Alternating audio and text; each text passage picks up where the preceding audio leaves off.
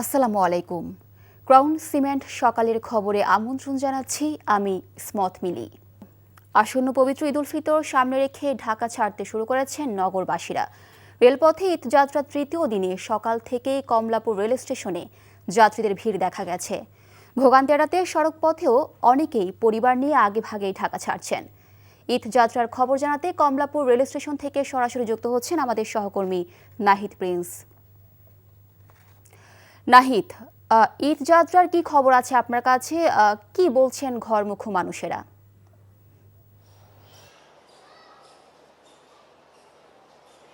ঘরমুখী মানুষরা বলছেন যে এবারের ঈদযাত্রা তাদের স্বস্তি ফেরাতে তারা আগেভাগেই সেই বাড়ির উদ্দেশ্যে রওনা দিয়েছেন, কারণ স্কুল অনেকটাই বন্ধ থাকায় তারা এই সুযোগটাই পেয়েছেন।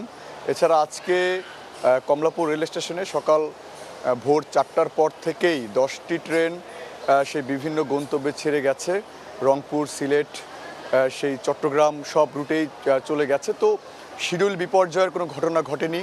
3 মিনিট দেরি করে এসেও নাগরিক তার ট্রেনের সেবা পাননি, সেটি বলছিলেন। এছাড়া কয়েক স্তরের নিরাপত্তা রাখা হয়েছে কমলাপুর রেল স্টেশন জুড়ে।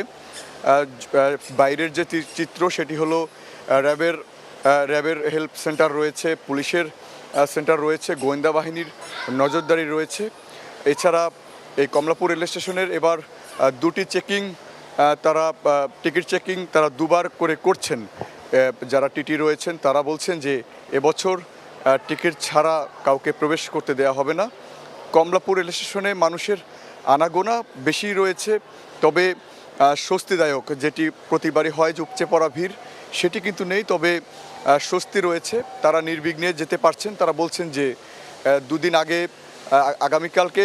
আগামীকালকে যেখানে সবাই সরকারি অফিস বা বেসরকারি অফিস অনেকগুলোই ছুটি হয়ে যাবে, সেই সুবাদে কালকে যে মানুষের উপচে পড়া ভিড় হবে সেটি কিন্তু আজকে অনেকটাই দেখা যাবে না। তো এই জন্যই ঘরমুখো মানুষের যাত্রা অনেকটাই স্বস্তিদায়ক তারা বলছিলেন।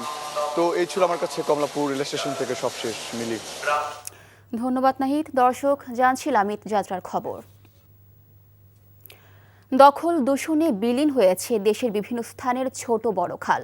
নানা সময় দখলদারদের তালিকা প্রকাশ করেও পরিস্থিতির খুব বেশি উন্নতি হয়নি।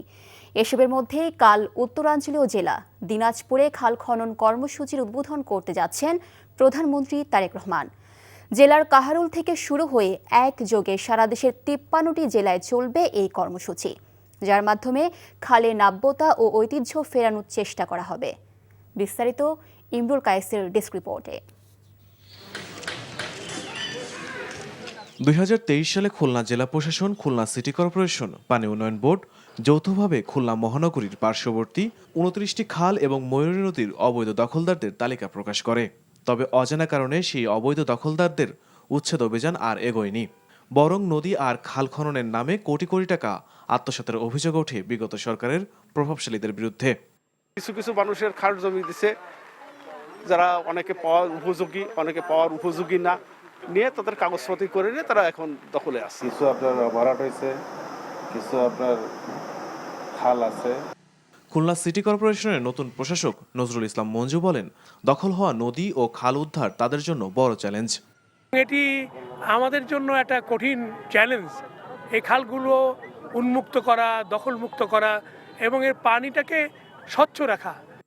এদিকে 16 মার্চ দিনাজপুরের কাহারোল উপজেলার শাহপাড়া খাল খননের মধ্য দিয়ে শুরু হচ্ছে প্রধানমন্ত্রী তারেক রহমানের দেশব্যাপী খাল খনন কর্মসূচি।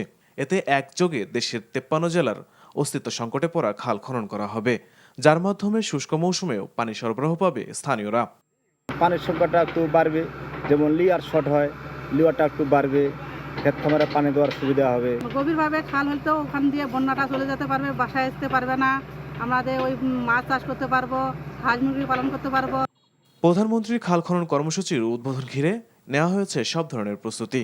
পরে দিনাজপুরের ফরিদপুর কবরস্থানে তার মরহুম নানা নানি ও খালা বেগম খুরশিদ জাহান হকের কবর জিয়ারত শেষে এক সুধী সমাবেশে বক্তব্য রাখার কথা রয়েছে তারেক রহমানের। মাননীয় প্রধানমন্ত্রী এই কাহারোলের এই শাহপাড়া যে খাল, এই খাল পুনর্খনন উদ্বোধনের মাধ্যমে এই কর্মসূচির শুভ সূচনা করবেন এবং একই সাথে বাংলাদেশের 53টি জেলায় আমাদের এই কর্মসূচি একই দিনে শুরু হবে। সোমবার থেকে কার্যক্রম শুরু হয়ে পর্যায়ক্রমে সারা দেশে প্রায় 20,000 কিলোমিটার খাল খনন করবে সরকার। Imrul Kayes, NTV news desk. সকালের খবর এটুকুই। এই খবরের ভিডিও সহ আপডেট জানতে ভিজিট করুন এনটিভি অনলাইন www.ntvbd.com। এছাড়াও এনটিভির জনপ্রিয় সব অনুষ্ঠান ও খবরের আপডেট জানতে ভিজিট করুন আমাদের ইউটিউব ও ভেরিফাইড ফেসবুক পেজে। 12টায় মধ্যাহ্নের খবর দেখার আমন্ত্রণ রইল। ধন্যবাদ সবাইকে।